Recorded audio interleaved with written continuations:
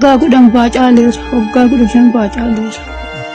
Non tabala dhugaa tokko tabala biyya tabala nama nageessuun qaba ilmaan qaba. Hidhanni koosii waliin qofa kanaafan gara keetti marmara lubbuun koosi malee naan jette lafa argama keettan godaana maalittan si beekaa gaafa dura yeroo ati dhuftee nattaasuftu eddan gaafa si'iin wal bariimu si dhiisuun dandeenye keessa. Mama, maal taatan mee maal rakkattan? Durna maqaricha na nyaachise. Ichuma anan fayyaala beekun hookaan lafatee booliin naqu danfadheen naqu gabaan naqu carqii kana marabbii cabse miichan irra buusa. Asuma aadaa bulee haasaa oola. Isiin kun beekti kun haasa kan kireeffattee kan nama ajjirtu. Eenyu maqaan keessan? Haadha Sharafe. Haadha Sharafe eenyu? Baabilguu. Eessaa dhuftan? Yabbuudha. Yabbuudha dhuftanii? Maal taatan biyyoomii kan isin qoricha namni isin nyaachisa? Adda waggaa kudhan pacaaleera. Waggaa kudhan pacaaleera. Non tabala dhugaa tokko tabala biyya tabala nama nageessuun qaba ilmaan qabu waa tokko qabu. Tooratti nama kana jeessa doonaa doonarraan ifeen irraan halkan akka bineensaa lafatti na nyaata. Guyyaa kana nama tanaa kan akka maduwaa awwaalaalee ciisuudha. Maaliif rommitu maal taatan? Na rommisiisa. Na rommisiisa. Garaa koo keessa akkana ta'a. Haakimii dhaqxanii beektu? Haakimii dhaqeera kanaan dura. Maal isiniin jedhe haakimiin? Haakimiin marfee na waraanaan didee na dhukkube. Dabalas dhaqeera. Ani deema. Kunoo ciisuudhaa rabbiin sofitti kadhadhee dadhabeen kunoo rakkadhee ciisa. Nama arguu janamaatti hin bahu. Nama agartanu? Nama nan argaa adeemee gabaan naqu. Akkamitti as dhufuu dandeessani meeme? Asitti utuma ni gaafadhu. Dhufee asiin kadhee godoo kan yeroo kanaa keessa ciisaa jira. Mee iddoo kam ciiftu sin? Toora kana ciisa. Lafuma kana moo? Lafa kana ciisa. Maal nyaattu maal dhugdu? Ijoolleetu rabbii jedhee namni biddeessa cabsee naa kenna gaabii agabuun bulee oola. Maalan qabee qeen bitadhamu nan tolfadhamu. Kuna maradhee ciisuudha. Rabbi ni beeka. Waggaa 8. Ergaa akkana taatanii? Waggaa 8 lafatta fiduris yoon jeen jiraadha. Amma kuna waa tokko kuna rakkadheetu man dhukkubsadhee jiraadha. Kan nam tokko achi jirti baluun dhukkuban jenne maradheetuma ciisuudha. Ciisicha malee ol ka'ee biddeenan gabaan naqadhee biddeena tolfadhee nyaadhan asii aadaa otoon buluu otuma kursifachi otuma qabaarsu mana kana keessa. Kasala kuno on santra anti mana kutane. Ijoollee on qabdanu? Qabu tokko ilmoo koo tokko na duraa duute yabbuudha. Ilmoo tokkittii qabdu? Ilmoo tokkittii qabdu ture? Isin jalaa duute? Na jalaa duute. Fira hoo hin qabdanu nama isin kaddamu? Waa tokko hin qabu fira. Waa tokko hin qabu. Namni isin gargaaru? Nama kana biyya baadha kana biyya ormaati. Eessaa dhuftan? Yabbuudhaan rakkadheetuma nama kaddu godhatti kana jira kaddee keessattis nama kadde. Amma mee gargaarsa akkamii akkasii godhamu barbaaddu? Akkuma ijoollee on qabdanu?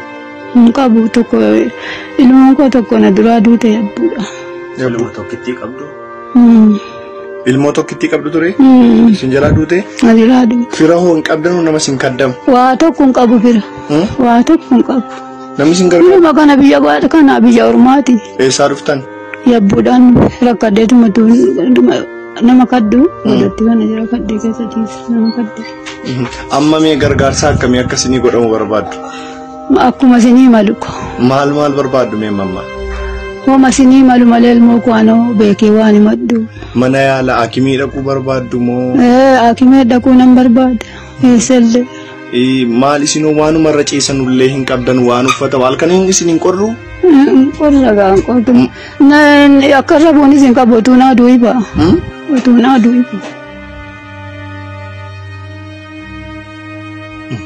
Isin rommisiisa? Amma bichoosisee naasaa irraa miti asuma mataana dhaqee naan wallaalee ciisuudha. Mataa sin dhaqaa yoo haasoftan? Innuu natti dhufu mataana dhaqa halkan immoo otuu akka bineensaana qulqullabte. Keessoodhaa moo? Keessoo garaatiin dhaqa qoricha namni durii nyaachisa. Biyya fira koo kana keessaa haaliin qabu. Raddeechiisuu dha malee gaafan du'e gaafa na harkisuu dha. Wallaatti na nyaachuu. Malkaa daarii fayyee taa'an bisaan bineensi na nyaachuu dida.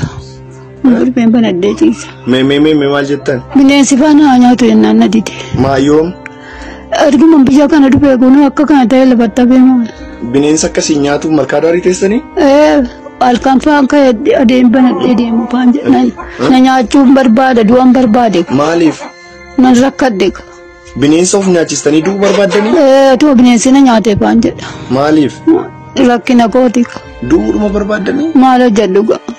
Maaliif? Fayyuutti nan bahe du'uutti nan bahe obboleessa tokko obboleettii tokko hin qabu.